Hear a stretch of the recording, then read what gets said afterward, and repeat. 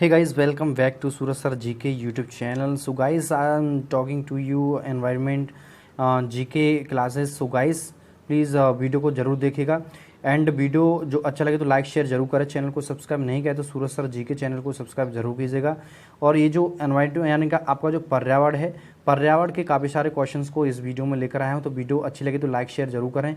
GK की video है हिंदी में, वो आप सभी के लिए जितनी भी एग्जाम्स हैं जिनमें जो एनवायरनमेंट आता है, जैसे टेट एग्जाम्स हो गए, टेट सारे के सारे एग्जाम्स हो गए यानी यूपीएससी के एग्जाम हो गए, उनमें जो है ये जो क्वेश्चन आते हैं यानी एनवायरनमेंट जो है बहुत ज़्यादा यूज़ किया जाता है। ठीक है, तो एनवायरनमेंट से रिलेटेड काफ़ी सारे क्वेश्चंस को लेकर आया हूँ, तो वीडियो को एंड तक जरूर देखते रहिएगा। तो क्वेश्चन नंबर है आपका 91 नंबर के क्वेश्चन से स्टार्ट करता हूँ आज की वीडियो। तो गाइस यहाँ पे 91 नंबर का क्वेश्चन है कि तटीय विनियमन क्षेत्र CRZ के संदर्भ में निम्नलिखित बयानों पर विचार कीजिए, उन पर विचार करना है। तो ये पहले नंबर पर दिया हुआ है, भारत में 1991 में CRZ अधिसूचना में तटीय क्षेत्र उच्च ज्वार पर आधारित थे, उच्च ज्वार पर आधारित थे।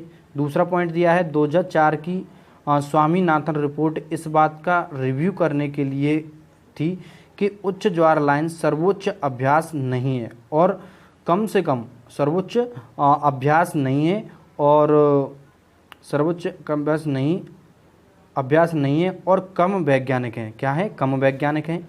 तीसरा नंबर था CRZ अधिसूचना 2011 HTL के बजाय तटस्थ किनारों पर निर्धारिता रेखा की सीमा पर तय की गई है। तो इनमें से कौन सा कथन जो है बिल्कुल सत्य है? सत्य जो है कथन आपको चूज करना है। तो ए ऑप्शन में दिया हुआ है आपका केवल 1, बी ऑप्शन केवल 1 और 2, सी ऑप्शन केवल 2 और 3 एंड डी ऑप्शन दिया है उपरोक्त सभी। तो इनमें से उत्तर जो है आपका क्या कहता है तो वो आपको बताना है। तो हाँ, इसके हिसाब से मेरा जो उत्तर कहता है वो बी ऑप्शन है, यानी कि ए केवल 1 और 2, 1 और 2 जो है बिल्कुल सही कथन है। ठीक है, चलिए केवल पहला और दूसरा कथन सत्य है यानी कि ट्रू है। नेक्स्ट क्वेश्चन है 92 नंबर का क्वेश्चन, भारत का पहला समुद्री जैव विविधता के लिए राष्ट्रीय केंद्र NCMB कहाँ पर है?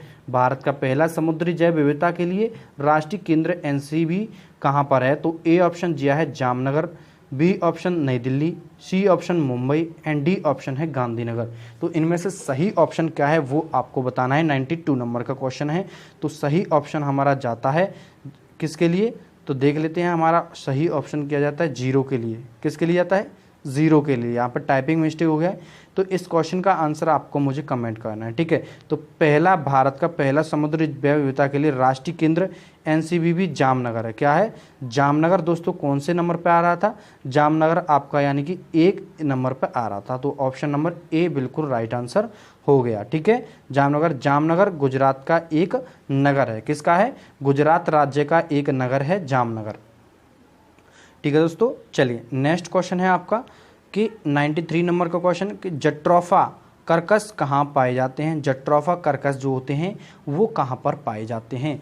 तो क्वेश्चन इस तरीके से, जट्रोफा कर्कश कहाँ पर पाए जाते हैं? तो ए यूरोप, बी उत्तर अमेरिका, सी दक्षिणी अफ्रीका एंड डी ऑप्शन है मध्य अमेरिका।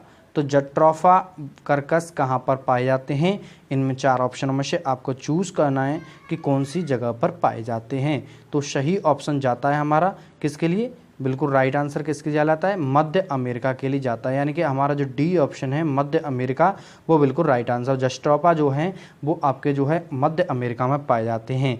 अब नोट में देख लेते हैं क्या है। जट्रोफा कर्कश मध्य अमेरिका का एक प्रमुख पौधा है। क्या है? ये एक नाम दिया हुआ है, ये जो है एक पौधे का नाम है। किसका है? एक पौधे का नाम है। ये एक प्रमुख पौधा है। यह एक बड़ा पादप है जो झाड़ियों के रूप में अर्ध शुष्क क्षेत्रों में होता है। कैसे क्षेत्रों में? अर्ध शुष्क जो क्षेत्र होते हैं वहाँ पर वैसे ही क्षेत्रों में ये होता है।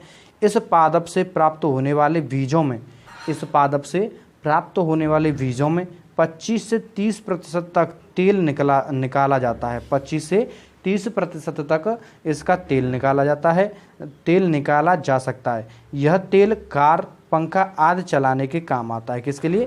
कार, पंखा, पंखा आदि चलाने के लिए काम आता है। ठीक है, तो ये होगी काफ़ी सारी इन्फॉर्मेशन इस क्वेश्चन से जुड़ी हुई जो मैंने आपको इसी क्वेश्चन पर प्रोवाइड करा दी है। ठीक है दोस्तों, चलिए नेक्स्ट क्वेश्चन है, महेश रंगराजन समिति ने किस उद्देश्य के लिए वन्यजीव अधिनियम में सुधार की सिफारिश की है?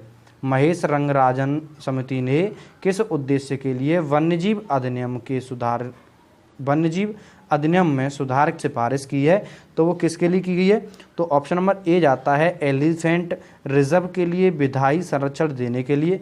बी ऑप्शन है राष्ट्रीय हाथी संरक्षण प्राधिकरण NECA स्थापित करने के लिए। सी ऑप्शन दिया है संशोधित अधिनियम के प्रावधानों के तहत हाथी कॉरिडोर स्थापित करना। एंड नेक्स्ट इस क्वेश्चन का आंसर हो जाता है आपका बी ऑप्शन राष्ट्रीय हाथी संरक्षण प्राधिकरण NECA स्थापित करना। और नोट में क्या दिया है? महेश रंगराजन समिति ने राष्ट्रीय हाथी संरक्षण प्राधिकरण NECA स्थापित करने के लिए वन्यजीव अधिनियम में सुधार की सिफारिश की है। वन्यजीव अधिनियम में सुधार की सिफारिश की गई है। ठीक है दोस्तों, तो अभी तक आपने अभी चैनल को सब्सक्राइब नहीं किया है तो चैनल को सब्सक्राइब कर लीजिए, साथ साथ बेल आइकन को प्रेस करिए ताकि हमारे आने वाले वीडियोस का आपको नोटिफिकेशन सीधा आपके फ़ोन पर मिलता रहेगा दोस्तों। चलिए नेक्स्ट क्वेश्चन है दोस्तों 95 नंबर का आपके डिस्प्ले पर कि निम्नलिखित पर ध्यान दीजिए। बिल्कुल देंगे सर, बिल्कुल क्यों नहीं देंगे, क्वेश्चन कर रहे हैं तो बिल्कुल देंगे। तो एक नंबर पे आता है आयरन, दूसरे पे आता है मॉलिब्डेनम एंड तीसरे ऑप्शन पर आता है मैग्नीशियम। तो इनमें से क्या जैविक नाइट्रोजन फिक्सेशन में सहायक है? जैविक नाइट्रोजन फिक्सेशन में सहायक है तो ऑप्शन ए केवल 1 और 2, ऑप्शन बी केवल 2 और 3 एंड ऑप्शन डी सी केवल 2 एंड ऑप्शन डी केवल 3। तो इनमें से कौन सा ऑप्शन सही जाता है वो आप देख लेते हैं। कौन सा सही जाएगा? केवल 1 और 2 जो है बिल्कुल राइट आंसर हो जाता है इस क्वेश्चन के लिए। जो दोनों पॉइंट है वो बिल्कुल सही है एंड ए ऑप्शन जो है आपका बिल्कुल राइट आंसर हो जाता है। आयरन और मॉलिब्डेनम जैविक नाइट्रोजन फिक्सेशन में सहायक है। किसमें है? फिक्सेशन में सहायक होता है। नेक्स्ट क्वेश्चन है 96, निम्नलिखित पर ध्यान दीजिए। A nitrogen oxide, B carbon dioxide, C methane या नेक्स्ट है इनमें से कौन धरती पर ओजोन बनाने में सहायक हैं? धरती पर ओजोन बनाने में हेल्प करते हैं। तो केवल 1, केवल 2, ऑप्शन सी केवल 1 और 3 एंड डी ऑप्शन ये सभी। तो इनमें से सही कौन सा है कि धरती पर ओजोन बनाने में सहायक कौन कौन है वो आपको बताना है। तो सहायक केवल 1 और 3 है। कौन है? 1 और 3 नंबर के जो हैं वो बिल्कुल सहायक हैं ओजोन बनाने में। नाइट्रोजन ऑक्साइड और मीथेन धरती पर ओजोन बनाती हैं। ओजोन परत आकाश में तो पृथ्वी तक पराबैंगनी किरणें पहुंचने से रोकती हैं, जबकि धरती पर उपस्थित ओजोन परत एक प्रदूषक है। कैसा है? एक प्रदूषक के रूप में जाना जाता है धरती पर, तब तक ये उपस्थित रहता है। ठीक है, और जब आसमान में रहता है तो आपको पता ही है कि ओजोन परत है ही। अब 97 नंबर का क्वेश्चन है कि आर्गन पृथ्वी पर पाई जाने वाली तीसरी सबसे बड़ी गैस यह किस समस्थानिक के विघटन से बनता है? किसके विघटन से बनता है? ठीक है, तो दोस्तों ऑप्शन कुछ इस तरीके से एक ए नंबर पे आता है K40, बी ऑप्शन पे आता है CA40, सी ऑप्शन पे आता है CA48 एंड डी ऑप्शन पे आता है K41। तो इनमें से सही ऑप्शन किसके लिए जाता है? वो है आपका सही ऑप्शन है आपका K40 के लिए जाता है, यानी कि ए ऑप्शन के लिए जाता है। आर्गन, नाइट्रोजन और ऑक्सीजन के बाद तीसरी सबसे ज़्यादा पाई जाने वाली गैस है और यह 0.93% पाई जाती है। यह K40 के विघटन से बनती है। किससे बनती है? K40 के विघटन से बनती है, आर्गन, नाइट्रोजन और ऑक्सीजन के बाद।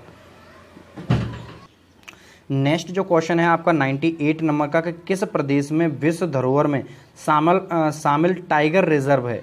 किस प्रदेश में विश्व धरोहर में शामिल टाइगर रिजर्व है?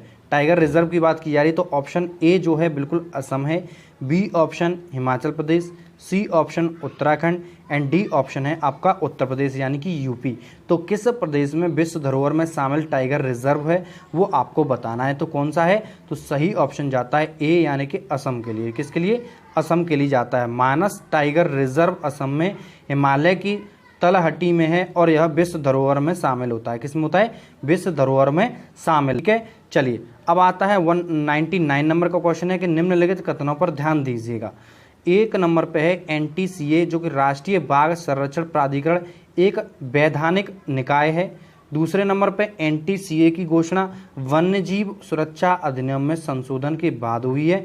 एंड सी जो इनमें कौन सा कथन सत्य है, यानी इनमें से कौन से कथन सत्य हैं वो आपको बताना है। क्वेश्चन है इनमें से कथन आपको सत्य चूज करना है। तो ए ऑप्शन में आता है केवल एक, बी केवल दो, सी दोनों एंड डी कोई सा नहीं। ठीक है, तो इनमें से कौन सा सही है कौन सा गलत है वो आपको चूज करना है। तो सी जो है यानी कि दोनों, एक और दो नंबर के दोनों बिल्कुल सत्य वचन है यानी सत्य कथन है, दोनों ही सत्य कथन है। एनटीसीए राष्ट्रीय बाघ संरक्षण प्राधिकरण है, एक वैधानिक निकाय है, प्राधिकरण एक वैधानिक निकाय है और इसकी घोषणा वन्यजीव सुरक्षा अधिनियम में संशोधन के बाद हुई है। कब हुई है, इसकी घोषणा वन्यजीव सुरक्षा अधिनियम में संशोधन के बाद की गई है। तो दोस्तों अब आता है आपका 100 नंबर का क्वेश्चन कि कामेंग एलिफेंट रिजर्व और देवमाली एलिफेंट रिजर्व किस प्रदेश में है। दोनों में से आपको बताना है कि कामेंग एलिफेंट रिजर्व और देवमाली एलिफेंट रिजर्व किस प्रदेश में है। तो option A Arunachal Pradesh, B Assam, C Manipur and D है मेघालय। तो इनमें से सही ऑप्शन क्या है वो आपको चूज करके बताना है कि सही ऑप्शन ये है। तो सही दोस्तों ऑप्शन है ए अरुणाचल प्रदेश। कामेंग एलिफेंट रिजर्व और देवमाली एलिफेंट रिजर्व अरुणाचल प्रदेश में आते हैं। तो दोस्तों आपका ए ऑप्शन जो है बिल्कुल राइट आंसर हो गया। और अभी आप इस चैनल पर नए हैं तो चैनल को सब्सक्राइब कर लीजिएगा और चैनल को अभी तक आपने जो है चैनल को सब्सक्राइब नहीं किया है तो कर लीजिए और बेल आइकन को प्रेस नहीं किया है तो कर लीजिए ताकि हमारे आने वाले वीडियोस का आपको नोटिफिकेशन आपके फ़ोन पर आता रहेगा। और वीडियो अच्छा लगा हो तो लाइक करें और चैनल को सब्सक्राइब करें और वीडियो अच्छी लगी तो लाइक शेयर जरूर करें। और bye bye, take care, thank you.